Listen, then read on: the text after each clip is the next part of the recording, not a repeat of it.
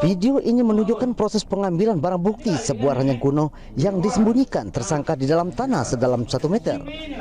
Di bawah rumah pelaku, bahkan pihak kepolisian meminta warga sekitar untuk membantu mengangkat barang bukti tersebut. Kemudian tersangka Aris Munandar merupakan spesialis bobol rumah kosong digiring ke Polsek Tanjung Batu, Ogan Ilir untuk dimintai keterangan. Dari keterangan pelaku membobol rumah kosong milik keluarganya sendiri tak jauh dari rumahnya. Mereka tinggal berdekatan, namun lantaran kekurangan uang untuk membeli narkoba, pelaku nekat membobol rumah korban. Pelaku merupakan residivis kasus yang sama pada 2 tahun lalu. Jadi barang-barang tersebut salah satunya kuningan telah dijual oleh pelaku dan yang satu kita dapatkan di dalam rumah yang di bawah tanah tersebut. Pelaku dijerat pasal 363 KUHP dengan ancaman hukuman 7 tahun penjara. Dari Kabupaten Ogan Ilir, Fitriadi, iNews melaporkan. Inilah detik-detik pencurian mobil milik Dharma Setiawan 20 tahun, warga Jalan Opi, Kecamatan 15 Ulu Palembang yang terekam kamera pengawas CCTV. Dari rekaman CCTV terlihat pelaku lebih dari 1 orang membawa kabur mobil Agya bernopol BG 1794ZX milik korban yang terparkir di depan ruko. Pelaku baru mengetahui mobilnya dicuri setelah melihat rekaman CCTV. Korban pun langsung mendatangi sentral pelayanan kepolisian terpadu Polrestabes Palembang. Di hadapan petugas, korban mengatakan mobil miliknya dicuri saat korban sedang tertidur pada malam hari. Maling itu aksinya tuh di jam 2.30 pakai mobil. Mobilnya tuh mobil apa tuh jenisnya tuh MPV. Laporan korban ditindaklanjuti Satreskrim Polrestabes Palembang dengan memburu pelaku. Dari Palembang, Muhammad David, iNews melaporkan.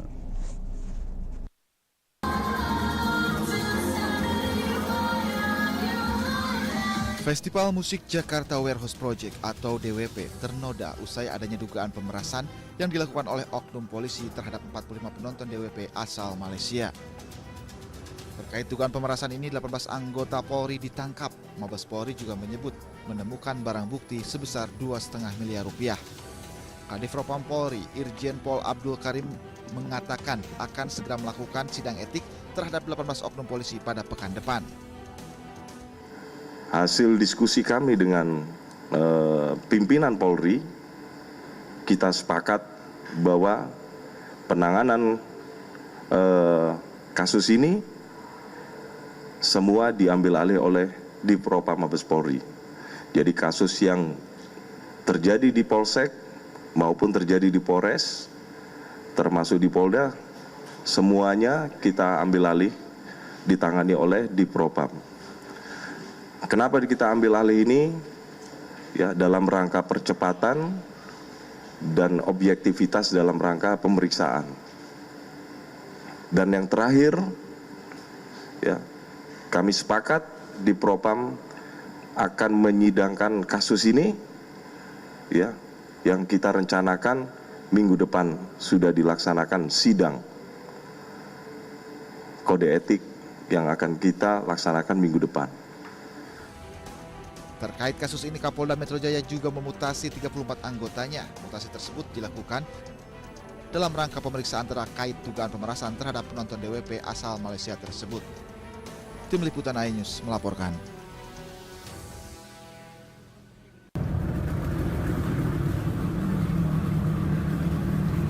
Petugas gabungan dari Basarnas dan BPBD Surabaya terus melakukan pencarian terhadap balita Rizky yang berusia 3,5 tahun yang tenggelam akibat terseret arus deras di selokan tidak jauh dari tempat tinggalnya di Babatan Wiyung, Surabaya pada hari Selasa 24 Desember lalu. Ada 3 titik pencarian yang saat ini menjadi fokus tim Basarnas dalam menyisir Kali Makmur yang berjarak sekitar 2 km dari lokasi kejadian. 3 titik tersebut yaitu di aliran selokan menuju Sungai Kali Makmur, di sepanjang Sungai Kali Makmur, serta muara yang berada di sekitar Kali Makmur. Menurut Ketua Tim SAR Eko Aprianto, kendala pencarian korban di lokasi adalah banyaknya eceng gondok serta kondisi Kali Makmur yang berliku, sehingga harus membersihkan tanaman eceng gondok yang tumbuh hampir menutupi Sungai Kali Makmur. Untuk pencarian kita akan tetap melakukan seperti yang kemarin, tetap, tapi akan kita perluas. Kita perluas sampai mungkin nanti sampai GPD. Sementara itu, orang tua asuh balita Rizky dengan sabar menunggu di lokasi pencarian. Ia berharap anaknya bisa segera ditemukan. Ya harapannya bisa ditolong gitu loh Pak. Bisa ditolong. Iya bisa ketemu lagi lah. Sebelumnya seorang balita bernama Rizky yang berusia 3,5 tahun tercebur ke selokan dan hanyut di arus deras selokan karena guyuran hujan. Sampai saat ini balita Rizky belum ditemukan. Dan hingga hari ketiga, upaya pencarian balita Rizky masih terus dilakukan oleh tim SAR gabungan. Dari Surabaya, Harita Bayong, iNews melaporkan.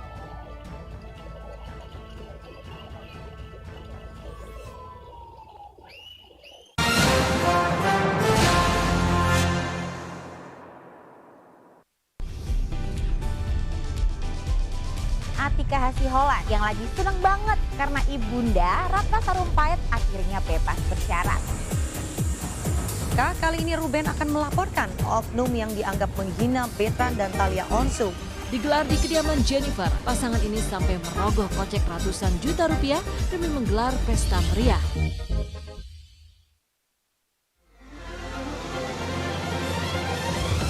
Tim gabungan kembali mengevakuasi korban kecelakaan bus Wijaya. Pemirsa, polisi akan mengumumkan hasil uji balistik penembakan gedung DPR. Pemirsa, razia minuman keras di Tangerang, Banten diwarnai kejar-kejaran polisi dan beberapa pemuda mabuk.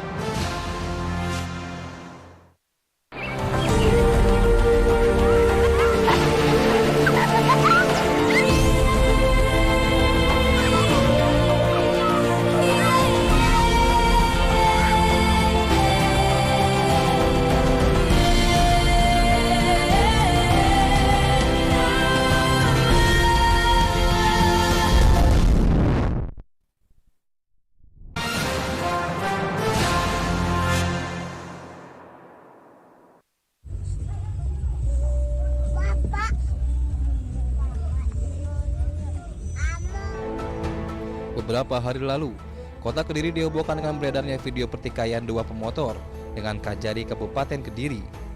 Akibat pertikaian itu, Kajari Kabupaten Kediri sempat melepaskan tembakan peringatan ke udara. Kasus ini kemudian diselidiki oleh Satreskrim Polres Kediri Kota. Hasilnya, dua pemotor berinisial HFL dan AM ditetapkan sebagai tersangka. Dari hasil penyelidikan, motif kedua tersangka menghadang dan menganiaya Kajari Kediri karena menggunakan mobil dinas di luar jam kerja. Saat ini, Satreskrim Polres Kediri Kota telah menetapkan dua pelaku tersebut dengan inisial HFL usia 33 tahun, warga Kota Kediri, dan AM usia 42 tahun, warga Kecamatan Mojo, Kabupaten Kediri. Dan saat ini sudah dilakukan penahanan di Rutan Mapolres Kediri Kota. Dari hasil penyelidikan dan penyidikan yang sudah kami lakukan, bahwa motif sementara yang bersangkutan adalah mengetahui secara spontanitas ada plat merah yang dikendarai oleh korban, yang kemudian terjadi tindak pidana tersebut. Sementara itu, pihak Kejaksaan Negeri Kabupaten Kediri menyebut bahwa menyerahkan kasus ini sepenuhnya ke pihak polisian. Kini kedua pelaku sudah ditahan di Mapolres Kediri Kota dan terancam dengan hukuman lebih dari 5 tahun penjara. Dari Kota Kediri, Jawa Timur, Afnan Subagio, iNews melaporkan.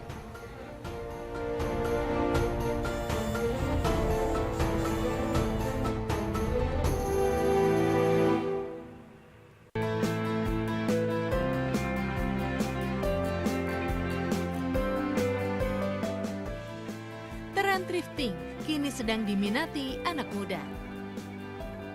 Selain bisa memiliki barang yang bermerek, thrifting juga bisa menyelamatkan kantong para pembelinya, alias dibanderol dengan harga yang lebih murah dan terjangkau. Namun tak usah khawatir, karena barang-barang yang dijual masih memiliki kualitas yang baik. Seperti saya ini yang mau hunting baju buat tahun baru. Di salah satu pusat barang thrift atau pre-love di Kemayoran, Jakarta Pusat, para pecinta thrift berkumpul. Kualitas barang yang tak kalah dengan yang ada di mall, atau pusat perbelanjaan membuat para pembeli mengincar barang-barang dengan merek ternama. Tak jarang, para thrifter sengaja mencari barang-barang dengan merek dan model tertentu. Mulai dari sepatu, baju, celana, sampai jaket outer. Nah, di sini juga ada barang-barang pre-love yang pastinya harganya juga terjangkau, kayak sepatu, terus ada yang suka naik gunung, ada jaket-jaket gunung. Adanya toko thrifting diharapkan dapat mewadahi para kolektor produk barang-barang pre-love atau thrift untuk dijual kembali dengan harga miring. Sebelumnya, jadi ini untuk mengedukasi bahwa barang thrifting ini masih bisa diolah kembali, asalkan dalam porsi yang pas gitu. Kita ngumpulin para kolektor yang mungkin mereka punya beli produk di mall nggak kepake dan mau dijual susah, nggak ada market. Nah, di sini poinnya buat mencari market orang-orang yang ngerti brand luar gitu. Nah, saya akan memberikan tips nih bagi Anda yang siap hunting baju thrift. Yang pertama, buat dulu daftar barang apa yang akan dibeli agar nanti nggak bingung untuk memilih. Kemudian cek kondisi barang termasuk ukurannya, jangan sampai kekecilan atau kebesaran. Dan yang terakhir, riset atau ketahui dulu harga barang yang diinginkan. Siapa tahu Anda bisa membeli barang merek terkenal dengan harga yang murah. Tada pemirsa, nah inilah baju pilihan saya yang sangat sporty ya. Nah bagi pemirsa pokoknya ini udah lihat, saya udah dapat sweater, celana sama sepatu dengan yang merek cukup terkenal, namun dengan harga yang terjangkau dan tapi kualitasnya bagus banget. Ya pemirsa jangan mau kalah sama saya untuk awal tahun depan ya. Pastinya cari-cari baju tidak hanya di mall, namun baju pre-love atau thrifting juga masih memiliki kualitas yang oke dan harga yang terjangkau. Dari Jakarta, Alina Iyasya dan Dede Rudi, iNews melaporkan.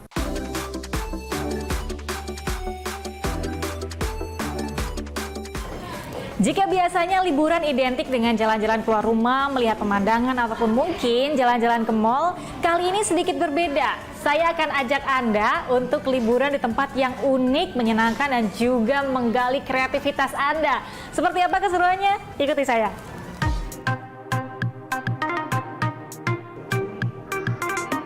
Berlokasi di Pondok Indah, Jakarta Selatan, tempat healing mungil ini memang begitu kental dengan kreativitas seni lukis tinggi.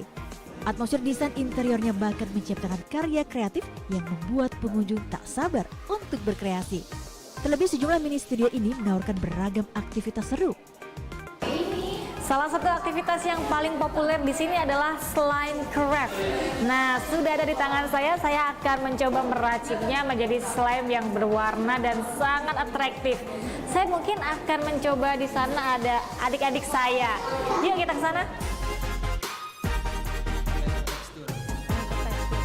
Dibutuhkan kekuatan jemari untuk bisa membuat slime craft seperti ini.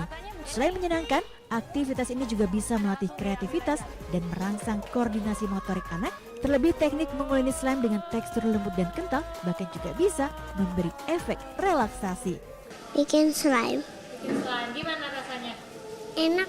Enak, seru. Seru.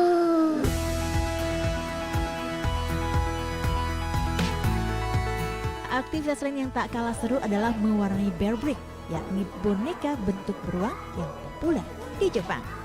Menariknya pengunjung di sini bebas untuk mewarnai bear brick polos dengan 4 pilihan warna yang diinginkan.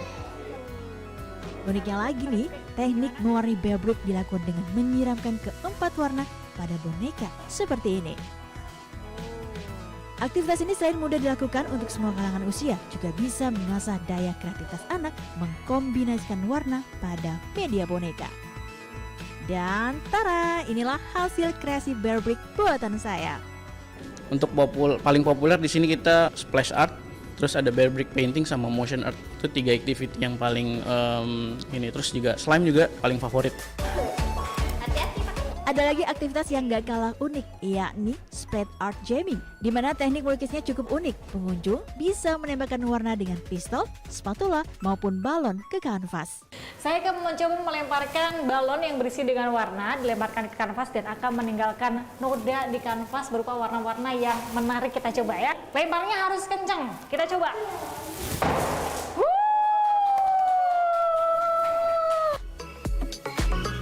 Aktivitas yang satu ini memungkinkan cat akan menyiprat kemana-mana. Namun tak perlu khawatir karena cat yang digunakan aman dan mudah dibersihkan. Untuk bisa menikmati serunya melukis dengan cara unik seperti ini, Anda hanya perlu merogoh kocek mulai dari Rp100.000 per orang. Tempat ini cocok banget buat Anda yang punya keluarga untuk mengajak buah hati Anda menghabiskan akhir pekan atau menghabiskan hari libur bersama dengan keluarga. Dan di sini kita juga bisa bawa pulang nih hasil karya kita. Oke, kita bawa pulang pemirsa. Dari Jakarta, Galuh Pandu Priyo Aji Anyus melaporkan. Bye-bye. Ini saya bawa pulang ya. Terima kasih.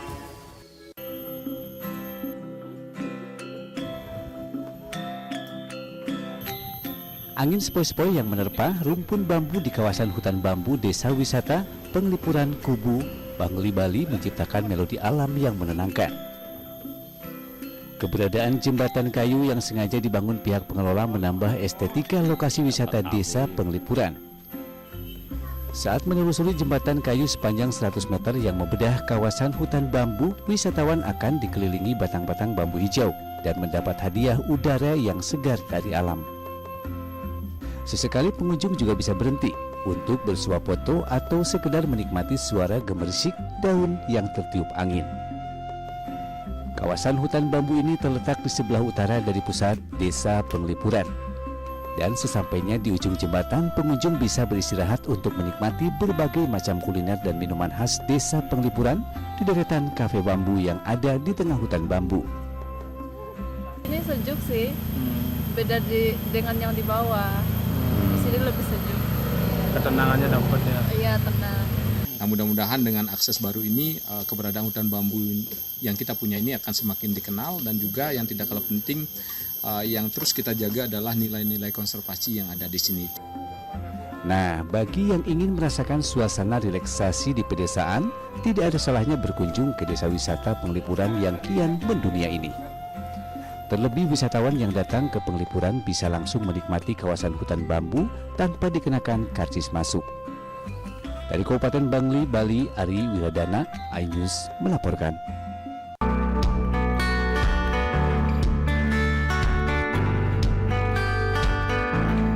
Lahan kosong di kaki Gunung Ciremai ini berhasil disulap menjadi area yang tadinya biasa saja, kini menjadi wisata primadona yang memukau.